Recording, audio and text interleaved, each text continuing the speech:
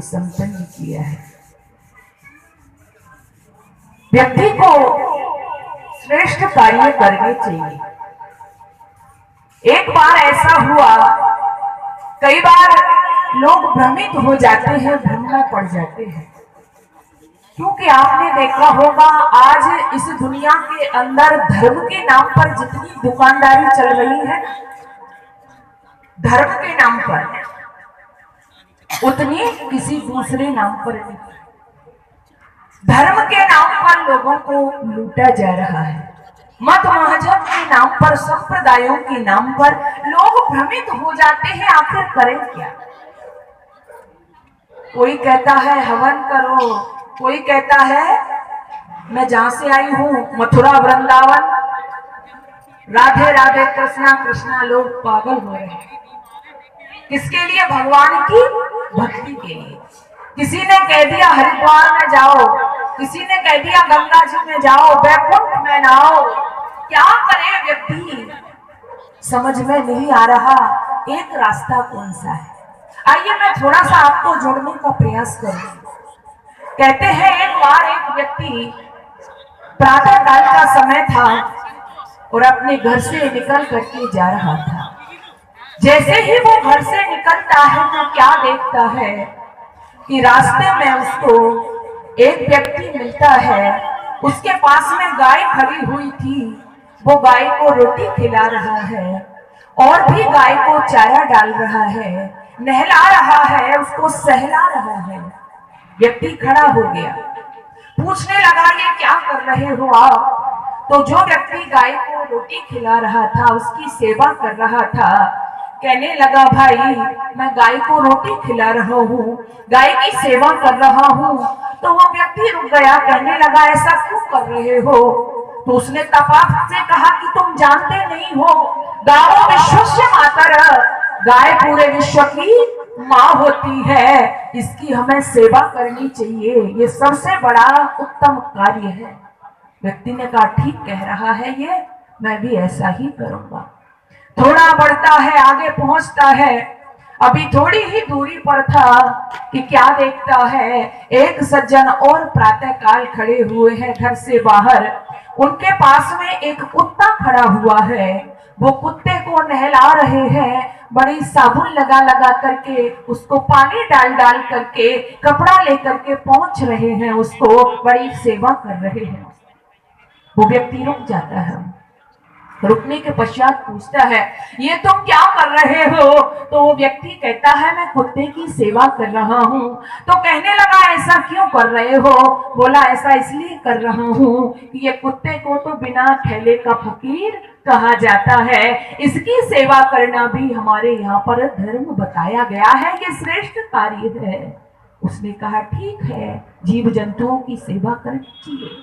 आगे बढ़ गया, अभी आगे निकला ही था कि एक माता जी हाथ में कुछ पात्र है और उसमें थोड़ा सा आटा रखा हुआ है और आटा रख करके वो स्थान देख रही है जहां पर मिट्टी का स्थान होता है, सड़कों के किनारे, यहाँ जहां पर खेत खलियान हुआ करते हैं, वहां पर वो आटा लेकर जो गई थी उसको डाल रही है। व्यक्ति ने देखा माता जी ये क्या कर रही हो, पूछा, रुक गया वहां पर। तो कहने लगी बेटा मैं ये आटा इसलिए डाल रही हूँ क्योंकि चींटियों को मैं खिला रही हूँ। चींटियों को खिलाना सबसे बड़ा धर्म होता है, सबसे बड़ा उत्तम कार्य होता है, इसलिए मैं चींटियों को खिलाया करती हूँ। उसने कहा बहुत सही बात कही माता जी ने। मन ही मन सोच रहा है गाय की सेवा करना सबसे बड़ा धर्म है, कुत्ते को खिलाना सबसे बड़ा धर्म है, चींटियों को चुगाना सबसे बड़ा धर्म है। कि जाकर के अपने घर पर पहुंचा, पड़ोस में देखता है एक माता जी बहुत सारे व्यंजन हाथ में है, पूरी कचौड़ी, और ऊपर टुकड़े कर करके फैला दिए हैं छत पर। पूछा क्या कर रही हो माँ? तो वो माँ कहती है बेटा कौवा, कबूतर, जितने भी जीव जंतु हैं मैं उनके लिए ये डाल रही हूँ, क्योंकि इन जंतुओं को खिलाना सबसे बड़ा धर्म है। आखिर वो परेशान हो गया कि मैं सबसे बड़ा कार्य, उत्तम कार्य, श्रेष्ठ कार्य, धर्म का कार्य जो हो मैं वो करना चाहता हूँ। इस सस्पेंस में ही था कि उसको महर्षि याज्ञवल्क्य का सहारा मिल गया। महर्षि याज्ञवल्क्य की शरण में पहुंचा व्यक्ति, जाकर के कहने लगा, महर्षि मुझे कोई ऐसा कर्म बताइए जो दुनिया में सबसे बड़ा कर्म हो, सबसे श्रेष्ठ कार्य हो। तो महर्षि याज्ञवल्क्य ने, आप भी दुनिया के लोगों, आप भी सज्जनों, हृदय गम करना। महर्षि याज्ञवल्क्य क्या कहते हैं, यज्ञो वही श्रेष्ठतमम कर्म। यज्ञ जो है वो सबसे श्रेष्ठ कर्म है। यहाँ पर बुद्धिजीवी लोग बैठे हुए हैं। ये संस्कृत का शब्द है श्रेष्ठतमम। तीन शब्द होते हैं, श्रेष्ठ, श्रेष्ठतर और श्रेष्ठतम। जैसे अंग्रेजी पढ़ने वाले यहाँ पर बैठे हो, उनको पता है जब ग्रामर पढ़ते हैं ना तो उसमें डिग्रियां भी पढ़ते हैं और उनकी 3 फॉर्म होती है। कौन सी? जैसे गुड शब्द आता है, श्रेष्ठ, अच्छा, तो उसके लिए गुड आता है, पहला गुड, दूसरा बेटर और तीसरा बेस्ट। ऐसे ही श्रेष्ठ, श्रेष्ठतर और श्रेष्ठतम, यानी जो यज्ञ जो है वो कैसा है, श्रेष्ठतम, बेस्ट। इससे बड़ा दुनिया में कोई श्रेष्ठ कार्य बोलो नहीं है। जब आप यज्ञ से जुड़ोगे, अपने घर में इसको स्थान दोगे, ये यज्ञ जो है ये तो मोटी सी बात है, आप जानते हो पर्यावरण की शुद्धि तो यज्ञ बोलो करता ही है। ये लोग समझते हैं इस बात को। आप जानते हो पर्यावरण को आप कितना प्रदूषित करते हो। व्यक्ति सुबह से जगता है और जब तक सोता है, आप विचार करना कितना हम प्रदूषण फैलाते हैं इस समाज में।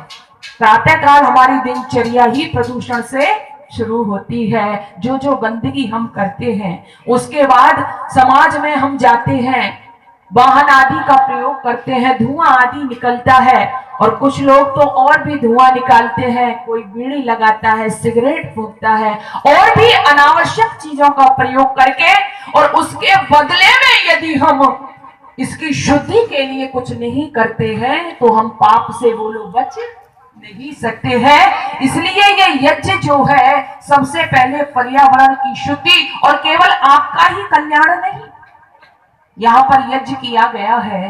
आपके अड़ोस पड़ोस में जितने लोग हैं, चाहे वो यहाँ यज्ञ में आए हैं या नहीं, अच्छा आप इसकी सुगंधी को उनके घर जाने से रोक दोगे क्या? बोलो, नहीं रोक सकते। यज्ञ जहां पर होगा इसकी सुगंधी चारों तरफ बिखरेगी।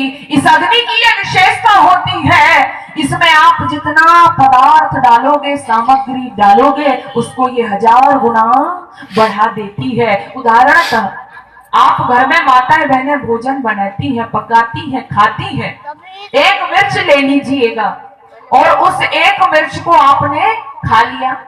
किसी को घर में पता चला माता जी ने कितनी मिर्च खाई, 1 खा लो, 2 खा लो, 3 खा लो, आपके बच्चों को पता नहीं, पति को पता नहीं, और उसी एक मिर्च को आप तो गैस पर भोजन बनाती हो, लेकिन चूल्हा जहां पर हो या उस चूल्हे में या गैस पर ही एक मिर्च को जला करके आप देखना, जब एक मिर्च घर में जलाओगी तो पड़ोसियों का जीना है बोलो मुश्किल हो जाएगा। 2-3 मिर्च आपने खा ली, किसी को पता नहीं चला, लेकिन एक मिर्च जब अग्नि के समीप गई, अग्नि का सानिध्य उसको मिला तो उसकी सुगंधी चारों ओर बोलो फैल गई।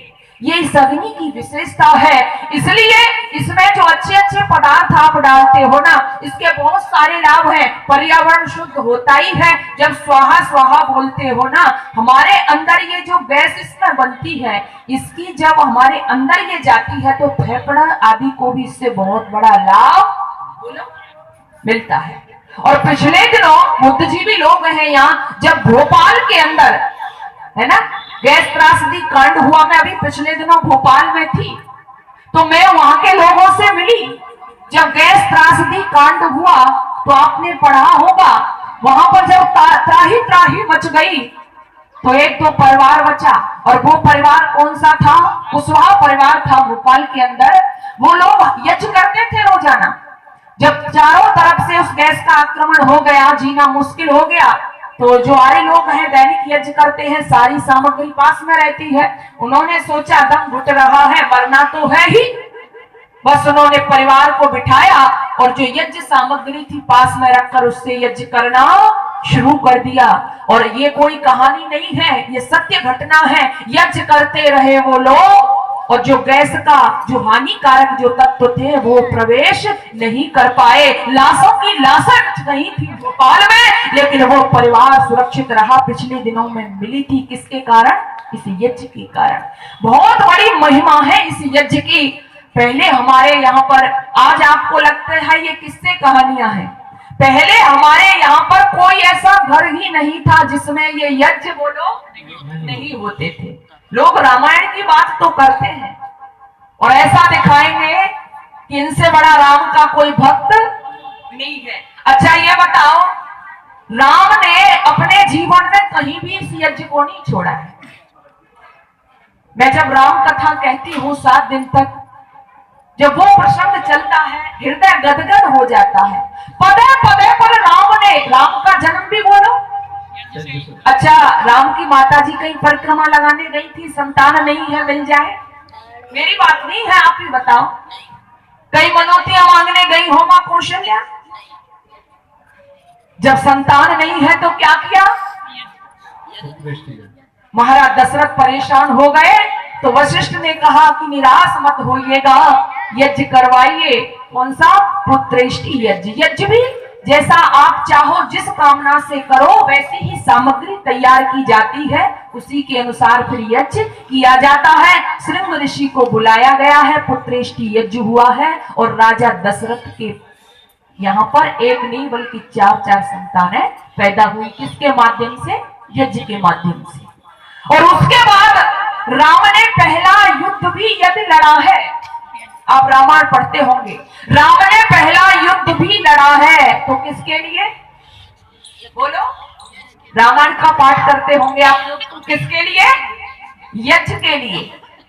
जिस समय ऋषि मुनियों को लोग यज्ञ नहीं करने दे रहे थे, विश्वामित्र के साथ राम और लक्ष्मण गए हैं और वहां पर निशाचरों का वध किया है, सुबाहु को मारा है, मारीच को मारा है और यज्ञ की बोलो रक्षा की है। राम के जीवन में पग पग पर चित्रकूट गए, पंचवटी में गए, वाल्मीकि रामायण को उठा करके पढ़ना, जहां अपनी कुटिया तैयार की है उन्होंने पास में ही वो यज्ञ कुंड बनाना भी बोले नहीं भूले हैं। फिर हम राम के भक्त होते हुए हमारे घरों से यज्ञ कैसे हट गया, हमारे घरों से यज्ञ कैसे दूर हो गया? इसलिए जब यज्ञ हमसे दूर हुआ, वातावरण प्रदूषण की समस्याएं होने लगी। जब वातावरण को प्रदूषित करोगे, शुद्धि का कुछ नहीं करोगे, तो अभी तो समस्या बहुत बढ़ रही ही है, लेकिन आगे आने वाले समय में श्वास लेना बोलो मुश्किल हो जाए। आज भी हो रहा है, आज भी हो रहा है, लेकिन आज फिर भी कुछ चल रहा है, हल्का फुल्का आप बच रहे हो। आगे आने वाले समयों में बड़ा मुश्किल हो जाएगा आपकी संतति के लिए। इसलिए इस यज्ञ को घर में स्थान दीजिएगा। और लोग कहते हैं यज्ञ हमारे घरों में, हमारी माता बहनों को मैंने खुद देखा है, जो नई नई बहनें हैं उनकी बात नहीं कर रही, पुरानी जो मेरी दादी टाइप की जो माताएं हैं, मैंने उनको देखा है। आज भी वो घरों में छोटा सा उन्होंने कोई पात्र बना रखा है, थोड़ी सी अंगारी रखती है या थोड़ी सी अग्नि रखती है, उस पर थोड़ा सा घी सामग्री डालती है, उसके बाद में वे भोजन बोलो करती है। उससे अग्यारी जिसको बोलते हैं, अग्यारी शब्द है ना, ये यज्ञादि शब्द है, अपभ्रंश हो गया है। तो आज भी माताएं इस यज्ञ को करती हैं और करना भी चाहिए, क्योंकि जिन घरों में यज्ञ नहीं होता है वो घर है ही नहीं। वो क्या है ये मैं नहीं कह रही, चाणक्य हुए हैं, आचार्य चाणक्य एक बार पटना में घूम रहे थे। जब बार बार पटना शहर में घूम रहे थे, उनके शिष्य साथ में थे, कहने लगे चाणक्य जी क्या देख रहे हो, यहाँ पर क्या ढूंढ रहे हो? तो चाणक्य जी कहने लगे शमशान देख रहा। शिष्य हंस दिए बड़ी जोर से, पटना जैसा शहर, बीच शहर में घूम रहे हो, यहाँ शमशान तुमको कहां मिलेगा? शमशान देखना है तो शहर के बाहर जाइए, वहां आपको शमशान मिलेगा। मेरे चाणक्य जी ने क्या कहा? चाणक्य कहते हैं, अरे शिष्यो, न विप्रपादो न ककर्दमानि न वेद शास्त्र ध्वनि गर्जितानि स्वाहा स्वधाकार विवर्जितानि समसान तुल्यानि गृहाणि तानि न विप्रपादो ककर्दमानि। जिन घरों में ब्राह्मण अतिथियों का सत्कार करने से कीचड़ नहीं हो जाती, उनके पैर धुलने से स्वाहा स्वाहा की ध्वनि नहीं गूंजती, वेद शास्त्रों का स्वाध्याय अध्ययन नहीं होता, वो घर घर नहीं है बल्कि क्या है? शमशान तुल्यानि गृहाणि तानि न विप्रपादो न ककर्दमानि न वेद शास्त्र ध्वनि गर्जितानि स्वाहा स्वधाकार विवर्जितानि शमशान तुल्यानि गृहाणि तानि। वो घर, बोलो घर है ही नहीं। आप देख लीजिएगा, हमारे घर घर है या हम शमशान बना रहे हैं। आज जब शादी विवाह होते हैं ना, तो उसमें एक शब्द लिखा जाता है, हमारे बेटी या बेटे की शादी बड़ी बड़ी धूमधाम। अच्छा, धूमधाम होती है वहां कहीं? धूम धाम, धूम किसके लिए आया है? वहां हवन के लिए। धाम कहते हैं घर को। हमारे बेटे की शादी बड़े धूमधाम से, लेकिन कई बार मैंने देखा है परिवारों में पूरी शादियां हो जाती हैं, लेकिन यज्ञ का कहीं नंबर नहीं आता है। जो विवाह संस्कार होता है ना, वहां पर भी सारे विवाह में बहुत समय लगा देंगे, लेकिन पंडित जी से उल्टी सीधी संविधाएं। कई बार मैंने देखा, एक विवाह संस्कार में थी, जैसे कि फलादी जिस टोकरी में आते हैं, ये पेटी जो होती है, पेटी टाइप की, आम और सेब की पेटी रखी हुई थी। पंडित जी बोले फेरे होंगे, यज्ञ होगा थोड़ा सा, तो बोले संविदाओं की व्यवस्था है। तो बोले हंस दिए जो वहां के आयोजक थे, जो जिस परिवार में शादी हो रही थी, कहने लगे संविदा तो ध्यान ही नहीं रहा। पंडित जी ने कहा कोई बात नहीं, जो पेटी थी सेब और उसकी अनार आदि की, उसमें से लकड़ियां तोड़ी और कुंड में डाल दी और फेरे हो गए। अच्छा ये बताओ, ऐसा जहां यज्ञ होगा ये लाभ देने वाला होगा? ये भी मत भूलना। कई बार लोग कहते हैं कि आप तो कहते हो कि यज्ञ बड़ी कामनाओं को पूर्ण करने वाला होता है, हम तो बहुत दिन से यज्ञ कर रहे हैं। लोग ये भी भूल जाते हैं यज्ञ कैसा होना चाहिए। यज्ञ में सामग्री, संविधाएं, जो भी पात्र प्रयोग में ला रहे हो, बड़ी सावधानी से प्रयोग करना चाहिए। संविधाओं में घुन लगा हुआ तो नहीं है, घी खराब क्वालिटी का तो नहीं है, आप जब बैठ रहे हो आपके भाव तो गंदे नहीं है। और यहां तक जो यज्ञ संपन्न कराता है ना आचार्य, उसके भाव भी पवित्र होने चाहिए। आज भी दक्षिण भारत में आप चले जाइए, वहां जब बड़े बड़े अनुष्ठान होते हैं ना, कई कई दिनों तक लोग भोजन छोड़ देते हैं, उपवास रखते हैं, जमीन पर सोते हैं, ब्रह्मचर्य व्रत का पालन करते हैं, तब जाकर के अनुष्ठान करते हैं, और वो अनुष्ठान फल देने वाले होते हैं। ऐसे नहीं है मन में कुछ भाव चल रहा है, उल्टा सीधा दौड़ करके आए, हड़बड़ाते हुए उल्टी सीधी सामग्री खड़े होकर के फेंक दी और यज्ञ कामनाओं को पूर्ण करने वाला होगा। ऐसा माफ करना, ऐसा यज्ञ कभी भी कामनाओं को पूर्ण करने वाला नहीं होता है। इसलिए आओ यज्ञ की महिमा को जानिए। और ये यज्ञ जो मैं बोल रही हूँ, इस पर बोलती चली, इसकी महिमा महान है। यज्ञ से हमें जुड़ना चाहिए, इसकी महिमा वेदादि शास्त्रों ने गाई है। और मैंने उस दिन स्वर्ग की बात कही थी, स्वर्ग भी कहाँ होता है? स्वर्ग कामो यजे, स्वर्ग का अभिलाषी क्या करे? यजे, इस यज्ञ को करे। जिन घरों में यज्ञ होगा वहां स्वर्ग होगा, जिन घरों में यज्ञ होगा वहां संपन्नता होगी। क्योंकि हमारे शास्त्रों में एक बात और कही, यज्ञो वही विष्णु। क्या कहा? यज्ञ क्या है? विष्णु है। अच्छा मैं मोटे रूप में आपसे कहती हूँ, विष्णु भगवान आप जिनको मानते हो, विष्णु का नाम तो सब जानते होंगे ना। विष्णु भगवान की पत्नी का क्या नाम था? लक्ष्मी। कम कम बोलते हो, लक्ष्मी। अच्छा ये बताओ, मैं आपसे पूछती हूँ, आपके घर में शादी है और आप कार्ड लेकर के अपने सगे संबंधियों में, रिश्तेदारों में बांटने के लिए जाते हो। अब जब कार्ड देते हो अपने संबंधियों में जाकर के, और उस कार्ड में आप एक घर में जाइए, पत्नी को कार्ड दे दें, ध्यान करना, पत्नी को कार्ड दे दें, पति का नाम उस पर नहीं लिखें, तो अच्छा ये बताओ, कोई पति अपनी पत्नी को तुम्हारे घर आने देगा? बोलो, नहीं आने देगा ना।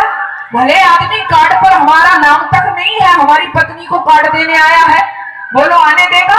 नहीं आने देगा। अगर उसकी पत्नी को बुलाना चाहते हो तो पति को पहले आपको बुलाना पड़ेगा, निमंत्रण देना पड़ेगा। लेकिन हम क्या कर रहे हैं? हाय लक्ष्मी, धन कैसे भी आए कैसे भी आए। और लक्ष्मी का पति जो है कौन? विष्णु। यज्ञो वही विष्णु। इस यज्ञ का हमारे घर में कोई स्थान बोलो नहीं है। जब यज्ञ का स्थान नहीं है तो संपन्नता, शांति, सुख उन परिवारों में आ नहीं सकता है। इसलिए यज्ञ से जो है, और भजन भी मैं आपको सुनाती चल रही हूँ, ये यज्ञ जो है बहनों, ये दूसरे नंबर का यज्ञ है। 5 यज्ञों का विधान था हमारे यहाँ। भारतवर्ष में जब तक प्रत्येक घर में पंच महायज्ञ नहीं हो जाते थे, कोई परिवार भोजन नहीं करता था। मेरे गुरुदेव दयानंद ने यही तो सिखाया आकर के। लोग यज्ञों के नाम पर क्या कर रहे थे? यज्ञों में पशुओं की बलि दे रहे थे, गाय को काट कर चढ़ा रहे थे, भैंसा को, बकरी को, मुर्गे को काट काट करके चढ़ा रहे थे। जब पूछा ये क्या कर रहे हो तो बोले हम हवन कर रहे हैं। मेरे गुरुदेव ने कहा ये हवन नहीं है। हवन क्या होता है, यज्ञ क्या होता है, इसके लिए उन्होंने पंच यज्ञ महाविधि नामक एक पुस्तक दी। दुनिया के लोगों 5 यज्ञों को घर में स्थान दो।